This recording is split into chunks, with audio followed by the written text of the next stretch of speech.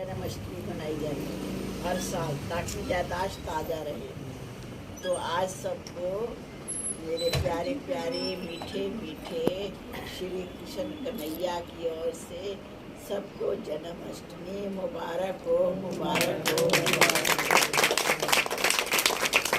तो ये जन्माष्टमी क्यों मनाई जाती है, इसका वास्तविक रहस्य क्या है?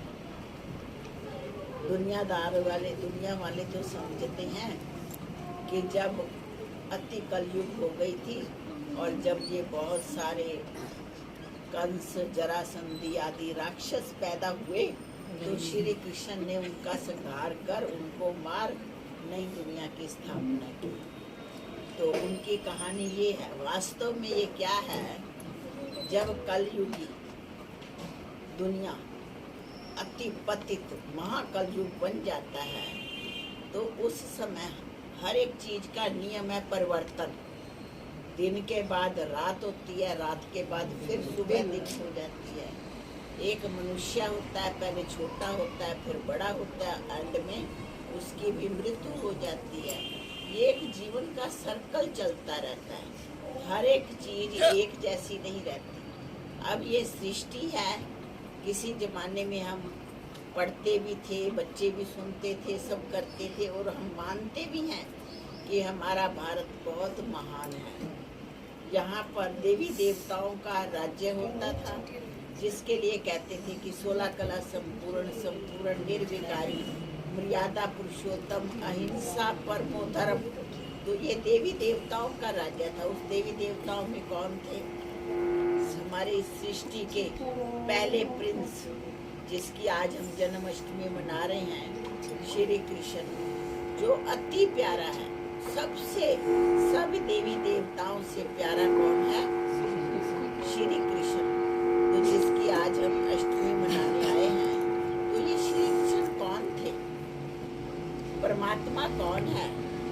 हम सब जगह जाते हैं तो बस यही बोल देते हैं, तुम मात पिता हम बालक तेरे। अब श्री कृष्ण तो छोटा बच्चा है और परमात्मा को हम कह देते हैं गॉड फादर। अगर वो गॉड फादर है, अगर हम माता पिता कहते हैं तो फिर कोई माँ भी होगी। अब श्री कृष्ण तो छोटा बच्चा है, छोटे बच्चे को हम फादर कैसे कह सकते? उसको हम माता और पिता कैसे कह सकते? नहीं कह सकते हैं। माता पिता गॉड फादर कौन हो सकता है? वो एक परमात्मा हो सकता है। वो निराकार एक ज्योति बिंदु है, जो कि जब कलयुग का घोर समय आता है, परिवर्तन का समय आता है, तब परम पिता परमात्मा इस सृष्टि पर अवतरित होती है। अवतरित होकर के हमें वो ज्ञान देते हैं, जिस ज्ञान के द्वारा इस सृष्टि का परिवर्तन होता है।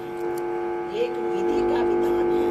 जैसे आत्मा कर्म करती है वैसे उसको फल मिलता है। तो इस समय हम अपने कर्मों को श्रेष्ठ बनाते हैं। जब कर्मों को एक व्यक्ति अपने कर्मों को श्रेष्ठ बनाएगा, अपने संकल्पों को चेंज करेगा, अपने जीवन में परिवर्तन लाएगा और देवी गुणों को धारण करता जाएगा, तो क्या हो जाएगा?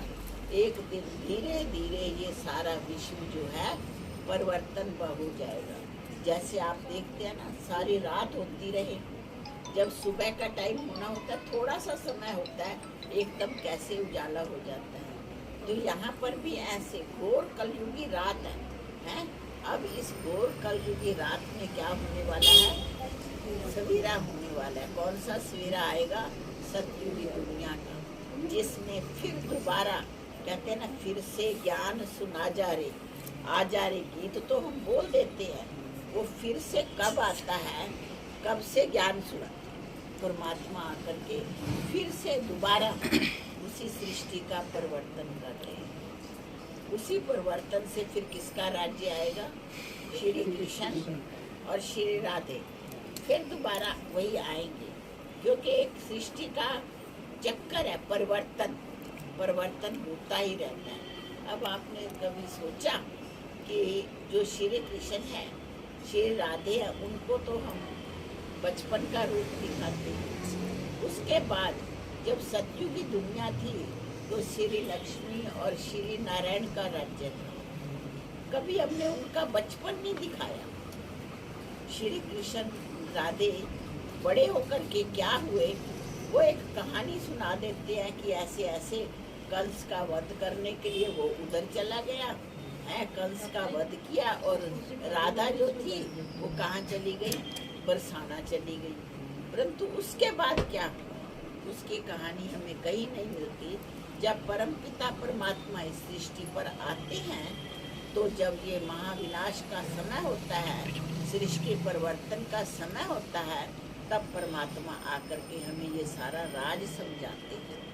तो जो श्री कृष्ण और श्री राधे स्वयंवर के बाद ये लक्ष्मी नारायण बनते, राधे लक्ष्मी और नारायण जो क्या बनते, श्री कृष्ण। आप एक गीत बोलते हो, हरे कृष्ण हरे मुरारी हे नाथ नारायण वासुदेव। इसका मतलब क्या है? आपने देखा होगा श्री कृष्ण का जन्म तो दिखा देते हैं और लक्ष्मी नारायण का कोई जन्म भी नहीं दिखाते। जैसे हम आज जन्माष्टमी मना रहे हैं, कभी उनका तो कुछ नहीं मनाया। और देखो बिरला मंदिर जैसे कितने बड़े बड़े मंदिर हैं, जिसके लिए हम कहते हैं 16 कला संपूर्ण संपूर्ण निर्विकारी मर्यादा पुरुषोत्तम है। वो श्री कृष्ण तो बड़ा रूप जो है वो है लक्ष्मी नारायण का। वो लक्ष्मी नारायण जो है सतयुग के क्या बन जाते हैं, महाराज और महारानी। वो सतयुग में होते हैं, तब इनका राज्य होता है। तभी कहा जाता है हमारा भारत जो था सोने की चिड़िया थी, दूध और घी की नदियां बहती थी, शेर और बकरी एक घाट पर पानी पीते थे, यथा राजा रानी तथा प्रजा थी। वो समय जो है अब आने वाला है। तो उसकी ये खुशी है कि श्री कृष्ण का जब जन्म होगा तभी तो वो बड़ा होगा ना।